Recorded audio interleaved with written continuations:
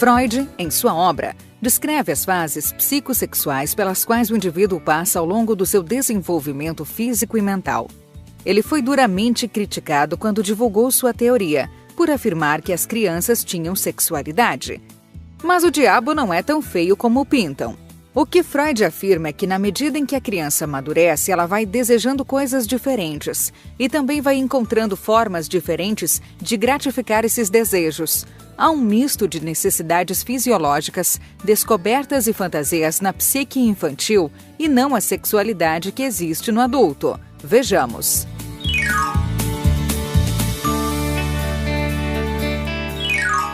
Na fase oral, que vai do nascimento até aproximadamente o 2º ano de vida, a zona erógena do bebê é a boca. Por que zona erógena?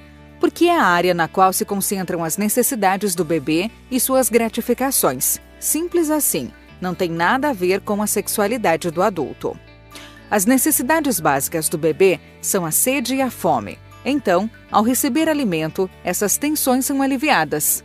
Adicionalmente, ao receber o alimento, o bebê também será confortado, aninhado e acalentado pelo adulto que o alimenta. Logo, o bebê associa o ato de alimentação à redução da tensão alimentar e à sensação de prazer gerada pelo contato afetuoso do adulto. A boca será a primeira parte do corpo que o bebê aprenderá a controlar, e é para ela que ele dirigirá toda a sua libido. Lembra que no primeiro vídeo sobre a teoria de Freud, nós vimos que a libido é a energia que alimenta a pulsão da vida? Pois bem, na fase oral, quase toda essa energia libidinal é direcionada para a boca. Então, tudo que o bebê faz com a boca, comer, morder, beber, sugar, gera prazer, satisfação. Por isso, ainda que o bebê esteja bem alimentado, ele desejará sugar objetos, por causa da pulsão. A fome, que é uma necessidade orgânica, já foi satisfeita, mas a pulsão, que é uma necessidade orgânica e psíquica, nunca é saciada. Nessa fase da vida, as pulsões se manifestam nas atividades que geram gratificação oral.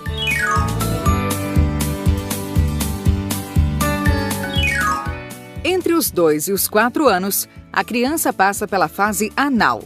É nessa fase que ela aprende a controlar os esfíncteres e a bexiga.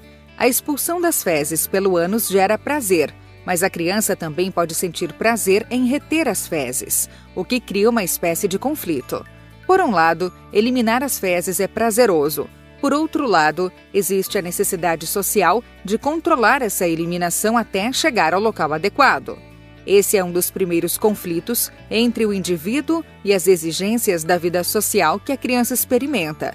Ela quer sentir o prazer da evacuação, mas ela não pode fazer isso a qualquer hora nem em qualquer lugar.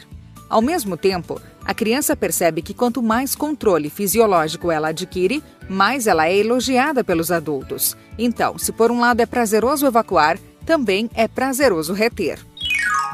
Nessa fase, a criança pode controlar a evacuação como forma de obter elogios, mas também pode não controlar de propósito e evacuar onde não deve como forma de chamar a atenção. Também pode ser confuso para a criança perceber que os adultos a elogiam por controlar a evacuação, mas ao mesmo tempo consideram que ir ao banheiro é algo sujo e que deve ser feito de forma discreta. A criança se pergunta como ela pode ser elogiada por eliminar as fezes na hora e no local certos e, ao mesmo tempo, ver que suas fezes são indesejadas.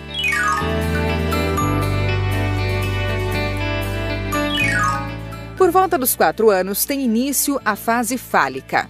Mas por que Freud chamou essa fase de fálica? Porque é nessa fase que a criança se dá conta de que tem um pênis ou de que lhe falta um. Os genitais passam a concentrar todas as tensões e atenções da criança. Os meninos começam a ter ereções, e isso leva a um maior interesse pela região genital. E ao se darem conta de que as fêmeas não têm pênis, os meninos experimentam a chamada ansiedade de castração, que é o medo de perder o pênis. Na fase fálica, as crianças começam a sentir ciúmes da atenção que seus pais dão um ao outro em vez de dar a eles. O menino começa a enxergar o pai como um rival pelo afeto da mãe, o que leva ao chamado complexo de Édipo. Segundo a peça de Sófocles, um antigo dramaturgo grego, o personagem Édipo mata seu pai, desconhecendo a sua identidade, e mais tarde casa-se com a mãe. Ao descobrir a identidade da pessoa que matou e da mulher com quem casou, Édipo arranca os próprios olhos. Veja só. Lust for the mother, hatred of the father. As an infant, incredible, impossible feelings to uncover in oneself, especially in 1896. But Freud looked at these memories like a scientist looking at research, without moral judgment, and he made a breathtaking leap. What if all children universally experienced passionate feelings of love and hate toward their parents? What if those feelings were built into the very process of human development? The Oedipus complex is the name Freud eventually bestowed on this hot bundle of infantile passion. The name is taken from the play by Sophocles, Oedipus Rex, in which Oedipus, king of Thebes, unknowingly kills his father and marries his mother. His destiny moves us because it might have been ours.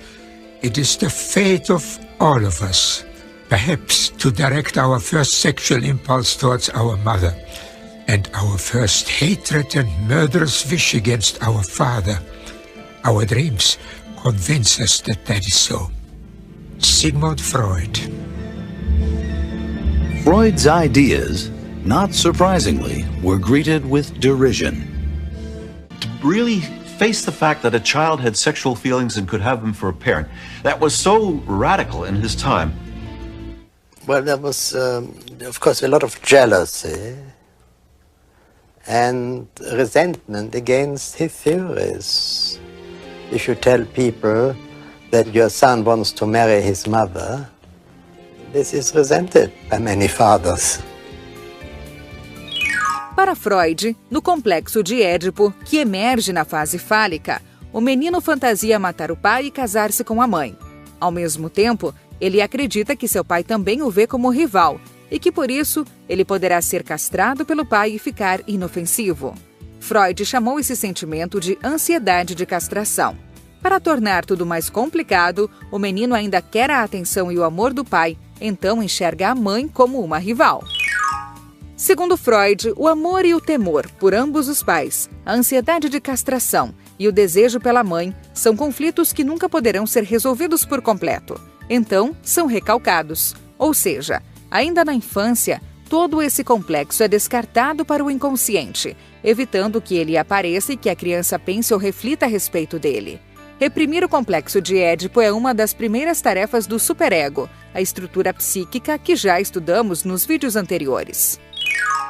A menina passa por um conflito semelhante. Ela ama e deseja a mãe, mas como ela acredita que perdeu o pênis por culpa da mãe, desenvolve-se a inveja do pênis, e seu objeto de desejo e amor passa a ser o pai. Ela fantasia que se tiver um filho com o próprio pai, isso de certa forma compensará seu órgão castrado. Como a menina acredita que já foi castrada, ela não tem mais nada a perder. Logo, não tem a ansiedade de castração que o menino tem e que o ajuda a inibir o complexo de Édipo. Por não ter ansiedade de castração, a repressão dos seus sentimentos pelo pai é menos total nas meninas, o que faz com que elas passem mais tempo na situação edipiana. De qualquer forma, após os 5 anos, o apego aos pais costuma ser resolvido. Então, a maior parte das crianças se volta para os relacionamentos com seus amigos, para as atividades escolares e as brincadeiras.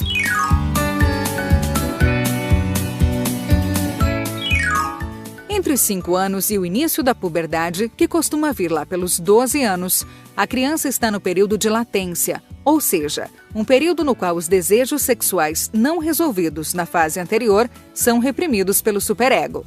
De acordo com Freud, durante a latência, a sexualidade não avança. De fato, ele afirma que os anseios sexuais perdem o vigor e são temporariamente abandonados. Também é durante a latência que o ego desenvolve a moralidade e as atitudes de vergonha e repulsa.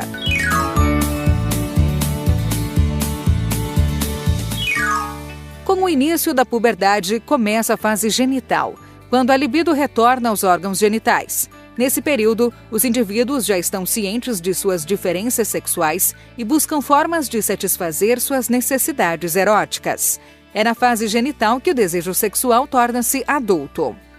Sentimentos edipianos que não tenham sido resolvidos na fase fálica podem retornar na fase genital e assombrar a vida psíquica de alguns adolescentes, sendo responsáveis por parte das turbulências vividas nessa etapa da vida. Na visão de Freud, todos os indivíduos que conseguirem progredir pelas diferentes fases de desenvolvimento, resolvendo os diferentes conflitos de forma satisfatória, se tornarão adultos psicologicamente saudáveis.